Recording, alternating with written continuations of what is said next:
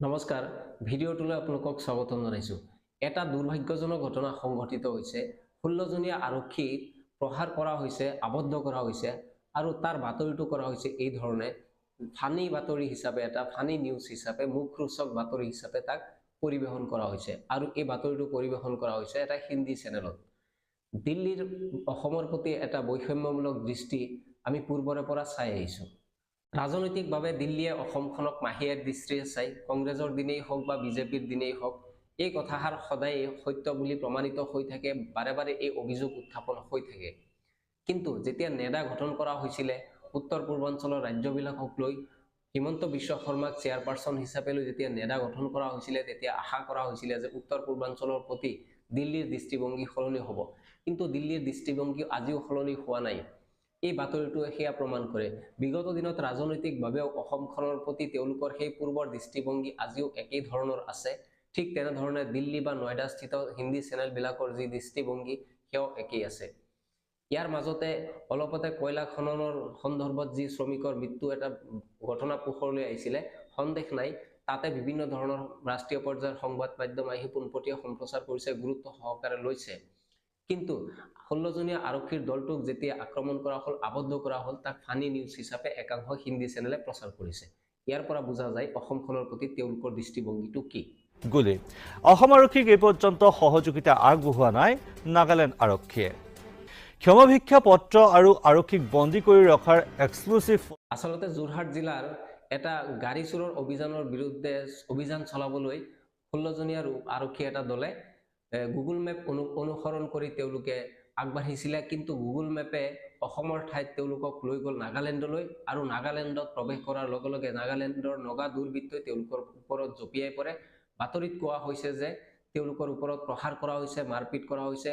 কেইবাজনো ইতিমধ্যে চিকিৎসাধীন হৈ আছে আৰু কেইবাজনো আবদ্ধ হৈ আছে। সেই ঘটনাৰ পিছতেই পুনৰ নেডাৰ প্ৰসংগটো প্ৰাসংগিক হৈ পৰে, কিয়নো এই কথাষাৰ কোৱা হৈছে যে অসম আৰক্ষীক এতিয়ালৈকে নাগালেণ্ডৰ যি প্ৰশাসন আছে, নগা প্ৰশাসন আছে, তেওঁলোকে কোনো ধৰণৰ সহযোগিতা আগবঢ়োৱা নাই, কোনো ধৰণৰ ৰেছপন্স দিয়া নাই। তেওঁলোকে নেডা গঠন কৰা হৈছিলে 7 ৰাজ্য উত্তৰ পূৰ্বাঞ্চলৰ ৰাজ্যবিলাকৰ মাজত সমন্বয় গঢ়ি তুলিবৰ কাৰণে।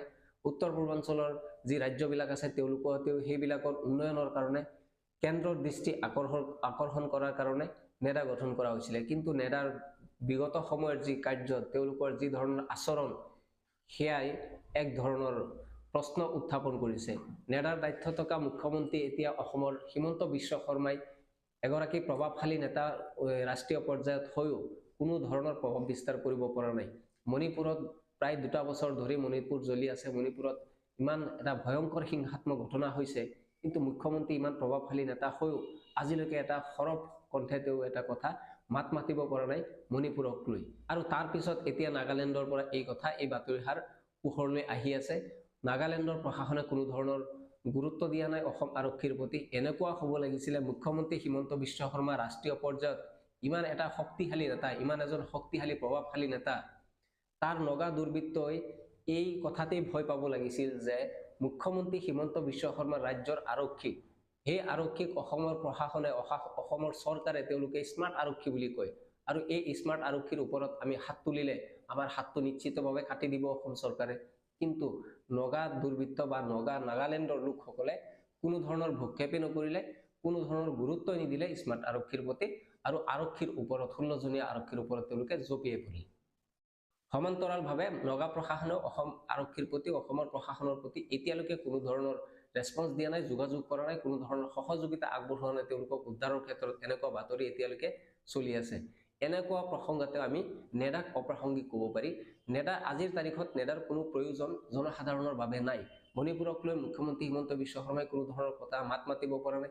বিভিন্ন সময়ত অসম আৰু মেঘালয়, অসম নাগালেণ্ডৰ মাজত সীমা বিবাদক কেন্দ্ৰ কৰি বিভিন্ন ধৰণৰ ঘটনাৱলীবিলাক ঘটি আছে। কিন্তু ইয়াৰ পিছতো কোনো ধৰণৰ এটা সুপ্ৰভাৱশালী এটা নেতৃত্ব মুখ্যমন্ত্ৰী হিমন্ত বিশ্ব শৰ্মাই দিব পৰা নাই। তেনেহ'লে নেডাৰ প্ৰয়োজনটো কিহৰ কাৰণে আছে? আজিৰ তাৰিখত যদি নেডাৰ প্ৰয়োজন আছে, সেই প্ৰয়োজনটো কেৱল অমিত শ্বাহ আৰু নৰেন্দ্ৰ মোদীৰ বাবে আছে। তেওঁলোকক লোকসভা নিৰ্বাচনত মাইলেজ দিয়াৰ বাবেহে নেডাৰ প্ৰয়োজন আছে। ইয়াৰ বাদে নেডাৰ প্ৰয়োজন এই ৰাজ্যবিলাকৰ, উত্তৰ পূৰ্বাঞ্চলৰ ৰাজ্যবিলাকৰ জনসাধাৰণৰ হিতৰ কাৰণে হৈ আছে বুলি আজিৰ তাৰিখত পৰিলক্ষিত নহয়। কাৰণ নেডা ইতিমধ্যে এক নিষ্ক্ৰিয় আৰু মৃতপ্ৰায় সংগঠনলৈ পৰিণত কৰিছে হিমন্ত বিশ্ব শৰ্মাই, বা হিমন্ত বিশ্ব শৰ্মা নেডাৰ এতিয়া কোনো ধৰণৰ তেওঁলোকৰ গুৰুত্ব নাই বুলি তেওঁ এতিয়া প্ৰতিপন্ন কৰিব বিচাৰিছে। সেই গতিকে নেডাৰ যি প্ৰাসংগিকতা আছে নে নাই, গ্ৰহণযোগ্যতা আজিৰ তাৰিখত আছে নে নাই, দৰ্শকসকল আপোনালোকে বিবেচনা কৰক।